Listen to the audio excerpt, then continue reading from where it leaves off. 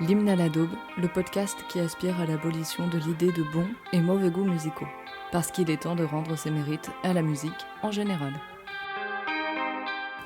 Bienvenue à toutes et tous dans la partie 2 de l'épisode de l'Impératrice. Je m'entretenais précédemment avec Flore dans la partie 1 et suis désormais en compagnie de Charles, autre membre du groupe, qui défendra à son tour la daube de son choix.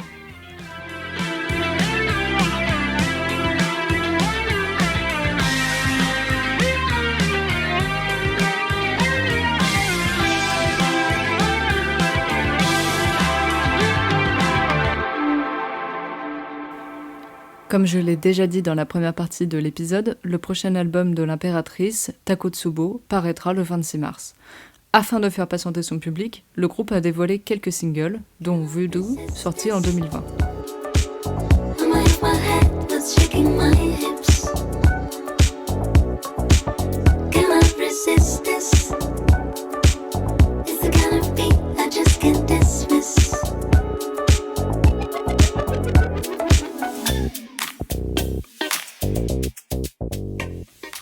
Ainsi que le single Fou, qui est paru la même année.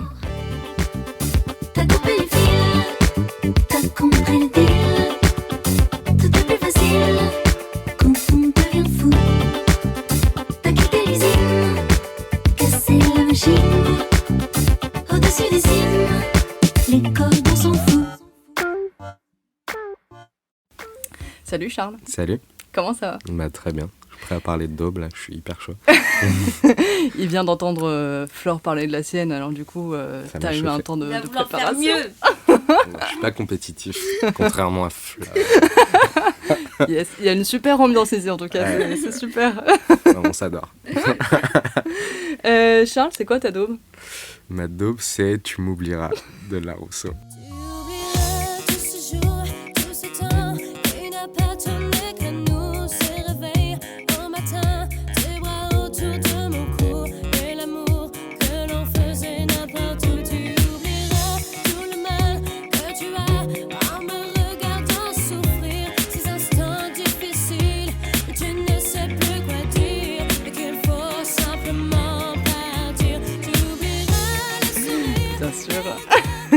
Un magnifique morceau, symptomatique des années 90.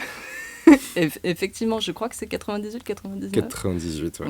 Ouais. 98, il est sorti en 98 et il est sorti avant l'album, en fait. Ouais. C'est des deux titres classiques, format de l'époque. Voilà. Il annonçait la couleur. J'avais couru l'acheter à la Fnac. Ah ouais. Évidemment. T'étais déjà un gros fan, en fait. J'étais j'avais un peu ce truc de collection des CD de deux titres. Tu vois, parce que tu ramenais au boom après et plus tard tu les classais dans une espèce de petite pochette avec ton Discman, tu vois. Putain. Ouais. Du coup t'es en train de me dire que t'as dansé sur du La Rousseau et des booms. Ah mais bien sûr. Putain, moi j'ai raté ma vie. C'était un émoi adolescent, quoi, pas possible. Tu vois. Franchement, tu m'oublieras, bon morceau en plus pour pécho à 12 ans sur la piste de danse. Ouais, parce qu'à 12 ans tu comprends pas que c'est pessimiste, quoi. Bien sûr. Ouais. Et puis il y a le clip qui, je sais pas, tu l'avais vu j'imagine. Ouais, je l'avais vu, il était en boucle je pense sur MTV. Oui, quoi, voilà, c'était... un peu surexposé, un peu à la Pink avec Let's Get This Party Started, tu vois, ce genre très de bien truc. aussi ça. Bah, bien sûr, c'est pas une daube. Alors, qu'est-ce qui te touche autant dans ce morceau ? Ce qui me touche, je pense que c'est vraiment cette espèce de mélancolie qu'il y a dans la mélodie et tout. Bon, c'est forcément, je suis nostalgique de cette époque-là, quoi. C'était ma très jeune adolescence. Mais je trouve qu'il y a quelque chose vraiment d'imparable dans la mélodie. Évidemment, l'arrangement qui est très accrocheur et tout est facile, quoi. C'est hyper easy going, easy listening, forcément. C'est propre, c'est bien fait. Bon, quand tu reviens un peu dessus aujourd'hui, c'est dégueulasse. La prod est super mal vieillie. Mais j'ai du mal à faire abstraction du mauvais goût en fait dans ce morceau. C'est ça qui me fait kiffer. Vous en parliez tout à l'heure, quoi. C'est quel est le rôle de la musique à un moment, tu vois. Ouais. Est-ce que tu te focuses sur les émotions ou est-ce que tu places ton curseur un peu plus haut en tant que musicien, tu vas détailler un peu la prod, les paroles, etc. Et là je suis vraiment 50-50, tu vois, mais je préfère me dire que j'aime bien ce morceau pour ce qu'il est, ce qu'il dégage et ce qu'il me renvoie comme émotion, quoi. Ouais. Ok, un truc beaucoup plus brut que ça, quoi. Exactement. Et c'est un truc que t'écoutes encore, du coup ? Ah ouais, carrément. Ouais, pour moi, c'est un morceau de soirée, quoi. Et ça a été constant, ou est-ce que t'as fait un petit rejet de cette chanson à une époque où J'ai clairement fait un rejet de cette chanson, comme franchement de toute la musique des années 90 que j'écoutais. Moi, je suis né en 86, donc j'avais vraiment 12 ans à cette époque-là, 12-13 ans, tu vois. Donc c'est vraiment l'époque où t'es ultra sensible, t'es une éponge, quoi. Ouais. Et donc tu vis ces morceaux comme personne d'autre, tu vois. T'es dans un clip, tu te fais tout un film et tout. Et forcément, en découvrant un peu plus de musique plus tard, je me suis dit que c'était de la merde, mais on parlait d'Aqua et tout, pareil. Gala, tous ces trucs-là, tous ces CD de titres, en fait. Mais j'y suis revenu, parce que je sais pas, à un moment... tu fais acte de bonne foi quand même. Ouais, voilà, c'est ça. Ça suffit de se la péter, quoi. Au bout d'un moment, t'aimes la Rousseau, quoi. Exactement. Alors, moi, évidemment que je le connaissais, ce morceau, mais ça faisait des années que je l'avais pas entendu. Donc, en vrai, merci, parce que je me suis retrouvée à kiffer ce morceau. Mais j'ai réalisé un truc, c'est que... Et toi, ça te rappelle pas un morceau, ce morceau ? Alors, moi, je connais son histoire à ce morceau, mais si c'est supposé me rappeler un truc de la même époque, non. Je sais que c'est une reprise, en fait. Ah, c'est une reprise ? Ouais, c'est une reprise. Ah, je savais pas, c'est une reprise. C'est une reprise d'un morceau de Régine, qu'elle a chanté en 1980, qui est incroyable, et qui a été écrit par Yves de Sec, qui est le mec qui a écrit Gentleman Cambrioleur de Dutronc, qui a écrit pour Claude François, pour Delpech, pour Hugo Frey, pour même quelques morceaux de France Gall et tout. Okay. Enfin, c'est un gars qui était assez prolifique à l'époque, mais voilà, donc il a écrit ce morceau et il l'a fait chanter entre guillemets par Régine. Il faut absolument écouter ça. Donc c'est marrant parce que le morceau est incroyable. Bon bah Régine, tu vois, on sait, voilà, c'était un peu une hit girl et tout. Elle pouvait faire un peu ce qu'elle voulait. Bon, elle avait pas particulièrement de voix. Wannabe Amanda Lear un peu, tu vois, genre dans le délire. Et voilà, c'était déjà un morceau de disco assez mélancolique et tout. Mais bon, voilà, la cover de La Rousseau, c'est vraiment quelque chose. Mais c'est fou. Et attends, ça s'appelait Tu m'oublieras aussi. Et ça s'appelait Tu m'oublieras, c'est le titre du morceau. Mais comment j'ai fait pour pas savoir ça ? C'est un morceau qui n'est pas dispo sur Spotify, il faut vraiment aller le diguer sur YouTube, etc. Ouais. Je vais totalement faire ça en rentrant. Mais non, sinon, non, il me rappelle rien. Mais en fait, pour moi, donc, je pensais que c'était pompé sur La Rousseau, mais en fait, c'est sur Régine. En le réécoutant, ça m'a rappelé ce morceau que... Je suis en train d'avouer moi-même un truc honteux, du coup. Un truc que j'écoutais quand j'étais adolescente. Bon, quand j'avais 12 ans, ok. C'est Petite Sœur de l'âme. Est-ce que tu vois ce morceau ? Je vois pas. Je vois très bien l'âme, mais alors Petite Sœur, non. Alors, ça c'est pareil, il faudra que tu réécoutes. Ou que tu écoutes. Le couplet de Petite Sœur de l'âme, c'est totalement en fait le couplet de Tu m'oublieras, quoi. C'est la même ligne, etc. Ok, génial. Et ouais. Et je me suis dit, c'est vachement intéressant parce que c'est des meufs qui sont de la même époque, déjà. C'est un peu plus tardif, l'âme, non ? L'âme, c'est 2000, quoi. Ouais. J'ai écouté ça en 2005, un truc comme ça, okay, tu vois. Ouais. Donc, tu vois, je me dis, c'est une période Ophélie Winter, l'âme, etc. Hit machine, quoi. Bien sûr. Ah, bien sûr. Mais et je me suis dit, justement, c'est marrant parce que La Rousseau, en fait, c'était assez précurseur de ces années 2000 qui nous ont façonné, finalement, quoi. Oui, complètement. Mais c'est ouf. Je vais écouter l'âme. Ouais. Mais oui, c'était les mêmes prods, quoi, avec cette espèce de caisse claire omniprésente et tout. Enfin, tu vois, les Spice Girls, c'était pareil, c'était le même genre de production. Oui, c'est vrai. Ça nous a marqué, quoi. Putain. Et aussi un petit peu le même genre de clip, finalement, un peu les mêmes couleurs, etc. Je trouve, Ça m'a fait marrer parce qu'à un moment donné, ils sont sur un toit tous en train de danser. Et d'ailleurs, tu vois qu'il n'y a pas énormément de budget.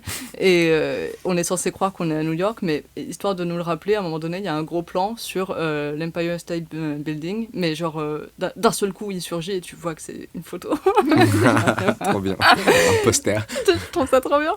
Mais ça me fait marrer aussi parce que je me suis dit, c'est fou comme c'est pas du tout incohérent avec l'impératrice, en fait. Non, il y a le côté un peu disco, forcément, derrière, et cheesy, tu vois. C'est vrai que Flore en parlait, nous, on kiffe, malgré ce qu'elle dit, le côté rose bonbon et la musique rose bonbon. Moi, j'étais bercé à Discovery de Daft Punk, qui était vraiment l'album Rose Bonbon par excellence, hyper dance, quoi. RIP, ouais, ou pas, on sait pas, on verra, tu vois. Pour moi, c'est marketing, tout ça. Bref, passons. Mais j'ai failli pleurer, ceci dit. Voilà, c'est dit. J'étais pas bien. Mais je sais plus ce que je disais. Oui, non, musique Rose Bonbon, et forcément, ça... Il y a un petit lien, quoi. Ces petites cocottes de guitare, ce côté, hyper disco, en fait. Mais moi, je pense que c'est ça qui me fait kiffer toujours. Je pense que c'est un morceau qui est fédérateur, quoi qu'il arrive. Tu vois. C'est un tube, clairement. Ça a été conçu comme ça. Je disais que c'était symptomatique des années 90 parce que là, en plus, elle mélange le français et l'anglais. C'est vrai. Elle mélange plein de trucs. Elle fait une espèce de scat, elle fait une espèce de vibe et tout. Genre, enfin, c'est vraiment super pensé, quoi. C'est complètement, c'est quadrillé comme morceau. C'est très évident. Ouais, c'est hyper évident. Ça plaît à tout le monde.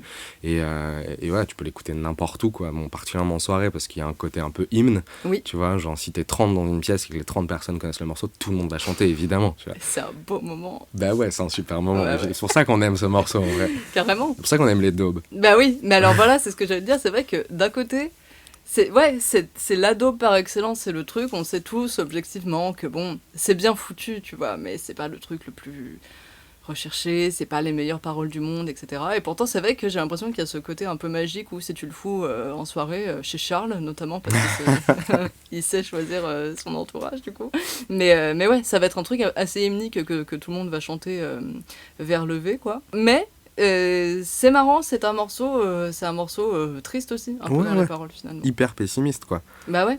Et donc, même question, tu l'écoutes quand t'es triste ou quand t'es Alors, pas du tout. Non. Pour le coup, non, je pense qu'il y a ce truc que j'aime bien, moi, dans la pop en général, qui fait se confronter à la joie et la mélancolie, tu vois, parce qu'il y a quand même un côté assez joyeux dans ce morceau, le beat et tout. Enfin, il y a clairement un truc dansant, une volonté de faire danser les gens, tu vois, hocher la tête en tout cas. Et la mélancolie, parce que oui, le texte est pas forcément heureux. Bon, je pense oui, c'est vraiment... T'as tous les ingrédients du love song classique, quoi, genre dedans.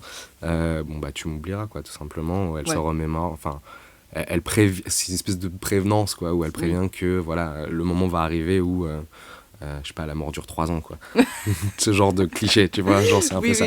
Et, mais il y a quand même quelque chose de, je sais pas, si t'es content, tu vas forcément kiffer, être heureux, tu vas pouvoir danser dessus et lever ton verre. Si t'es malheureux, je suis pas sûr que ça te rende plus malheureux que ça non plus. Non, c'est vrai. Mais il y a quand même cette mélancolie qui est présente, quoi. Mais c'est marrant parce que c'est le bon mot, je pense, mélancolie, parce qu'en même temps, c'est pas la chanson triste, parce que c'est pas dit explicitement dans les paroles, mais j'ai l'impression que c'est un peu une chanson de rémission post-rupture, genre c'était très triste à un moment donné, mais en même temps, tu vois, elle chante « Tu m'oublieras », elle est pas en train de dire « Moi, ça va mieux », mais puisqu'elle le fait sur des beats, etc., c'est un peu l'acceptation, tu vois, du truc, quoi, du feeling, genre bon, bah c'est triste, mais on va finir par se relever, tu vois, même si je sens que tu vas m'oublier et que je serai plus dans ta vie, plus dans ta tête, etc., il y a de la mélancolie, mais je le trouve pas foncièrement triste, en fait, ce morceau.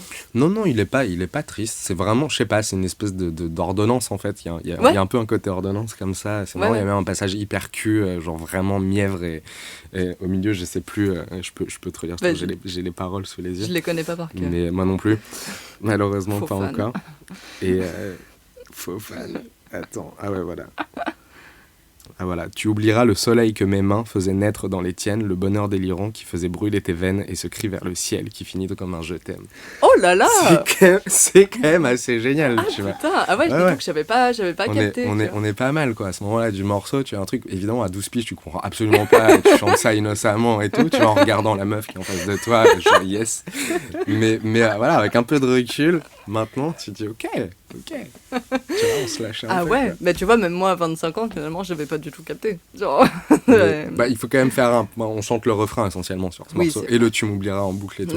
Sachant que c'est parsemé de petites interventions un peu yeah, comme ça. Toujours. Des trucs et tout, genre un peu de vibe. Ouais, ce qui rend le truc très léger en fait. Oui. Mais ça habille bien la chanson en même temps. Oui, bah c'est vraiment c'est l'apanage du tube 90s, quoi. Mais c'est marrant aussi parce que, tu vois, donc Flore a choisi un morceau qui n'était pas... qui ressortait pas du souvenir de l'enfance, etc. Toi, comme d'autres artistes, tu as choisi quelque chose qui te rendait un petit peu nostalgique d'une certaine époque, etc. Même si tu re-aimes à nouveau, quoi. Et c'est fou parce qu'il y a toujours cette période, effectivement, où les gens rejettent cette chanson, genre quand on a, je sais pas, entre 16 et 20 ans, j'en sais rien, où on est en train de s'affirmer avec un goût musical très prononcé. Et donc toi, tu as rejeté Tu m'oublieras. Tu as oublié la Rousseau. J'ai complètement oublié la Rousseau, ouais. Mais comme beaucoup de trucs de cette époque, c'est marrant. Comme quoi?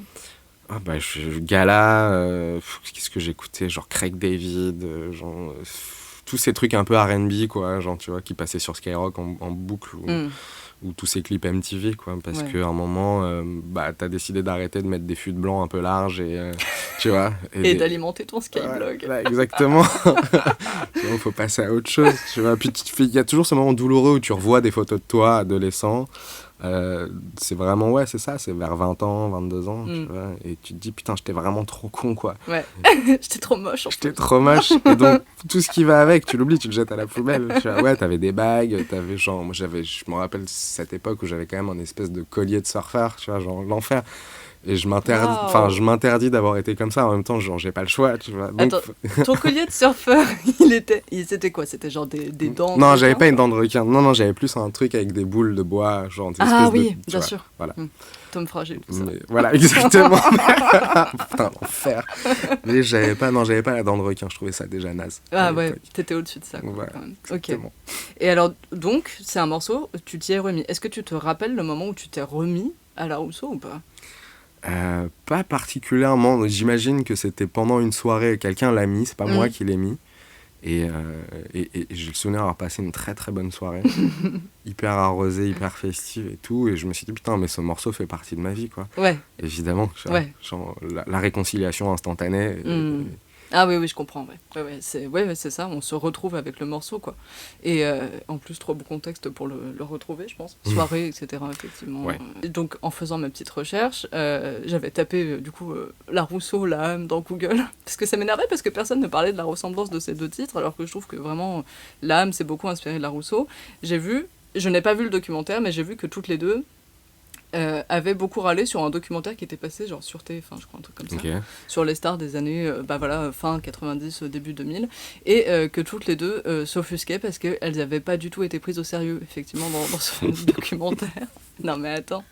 Et qu'elles disaient qu'elles n'aimaient pas avoir été dépeintes comme effectivement tu vois, des petites artistes de passage qui font juste du bien comme ça, etc. Et que voilà, elles étaient pas considérées comme des artistes à part entière.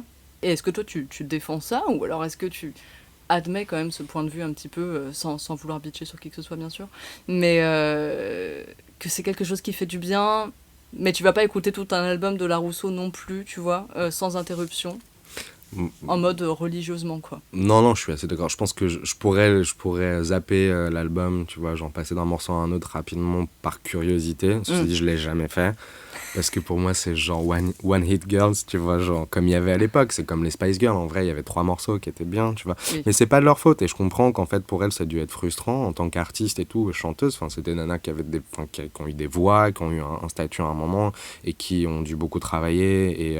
Et voilà, et quand elles disent qu'elles n'ont pas été reconnues telles quelles, bah, c'est parce que, en fait, juste la machine de la musique est comme ça. Et je pense que les gens qui les ont entourées et avec qui elles ont travaillé, de toute façon, comptaient absolument pas faire d'elles des artistes intègres, mais les ont utilisées parce qu'elles avaient tel style, telle voix, et qu'à l'époque, il s'était calculé qu'elles fassent un ou deux morceaux maximum, quoi qu'il arrive. Tu vois. Et ça existe encore aujourd'hui, moins, c'est vrai. Mais à l'époque, en tout cas, c'était comme ça.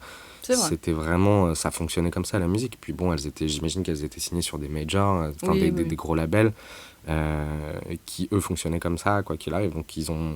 Ouais. Mais je comprends leur frustration. Après, je sais pas, j'arriverai pas à les défendre d'un point de vue artistique non plus. Je pense que ça serait hyper hypocrite de ma part. On est quand même dans l'hymne à l'ado. Mais ouais, t'as raison, c'est vrai qu'elles sont très ancrées dans cette époque. Et bon, bah voilà, elles représentent beaucoup, comme tu disais, voilà, cette époque-là, effectivement, un petit peu genre pop, R&B, fin 90, début 2000 en France, etc.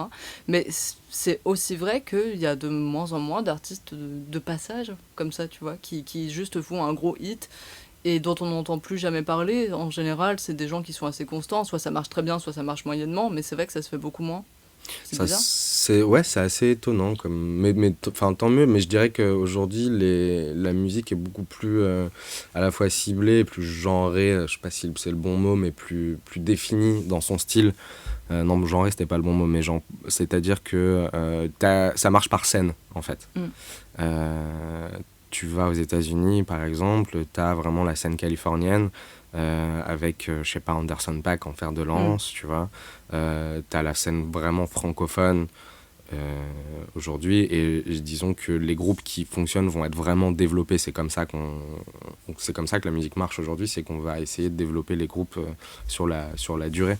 Et les labels, enfin la musique marche moins bien aujourd'hui, on fait moins d'argent avec l'arrivée du streaming et tout, du coup on va plus miser sur un groupe à long terme ou sur un projet à long terme et voilà, et puis c'est bizarrement devenu plus difficile de faire de la musique maintenant parce que l'économie est différente, même si elle est accessible à tout le monde. Tu vas en parler de faire de la musique sur GarageBand, tu peux faire de la musique sur ton téléphone, mais j'ai l'impression que la sélection est plus drastique.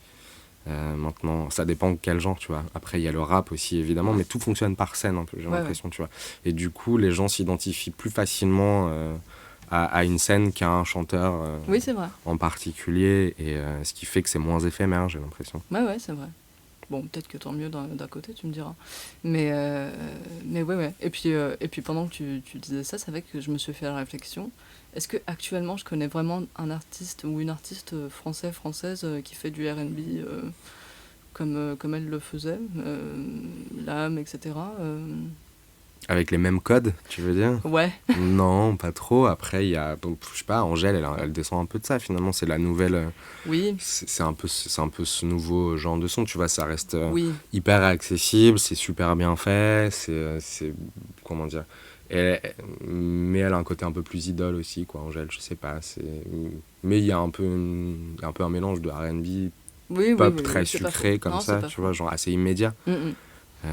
Mais c'est la même chose, je dirais, chez Juliette Armanet, ou même si c'est plus de la musique à texte. Oui. Ouais.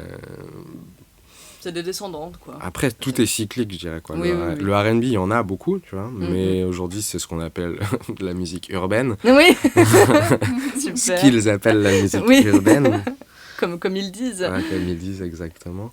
Et mais qui est très codifié aussi, hein. C'est vrai que tu vois, quand tu écoutes des morceaux de Iliona, par exemple, qui a une très très belle voix et tout, ça l'empêche pas d'utiliser l'autotune sur certains morceaux. Moi, ça m'a vachement étonné, en fait. Oui.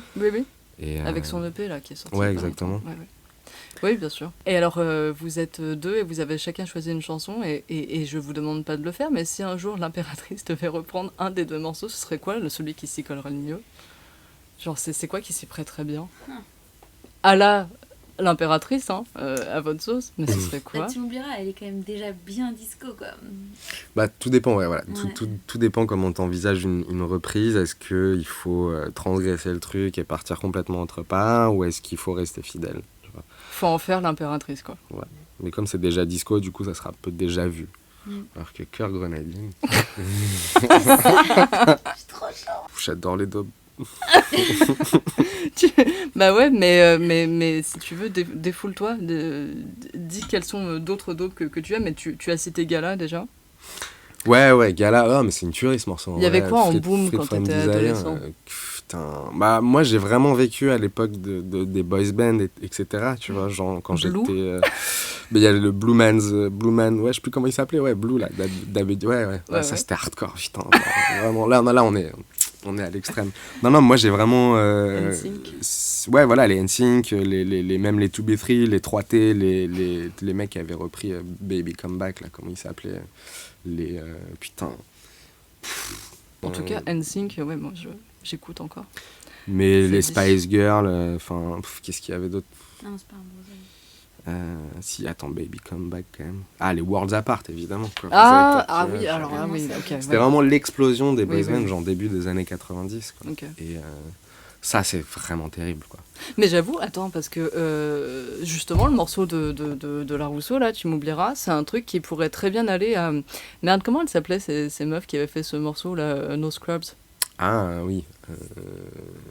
Les TLC. Ah, TLC, ouais, trop bien. TLC, c'est Neil Pug quand même. Elles auraient trop pu chanter Tu m'oublieras, tu vois. Ouais, c'est vrai. Bah, c'est le même genre d'instru. Mais de toute façon, c'était une époque où, dans la production française, on essayait de copier vraiment à 600% ce qui se faisait aux US, quoi. Oui. Ce son-là, il vient des US, de toute façon. Oui, c'est vrai. C'est vraiment le son. C'est le son TLC, c'est le son Beyoncé Premières Arts avec son groupe.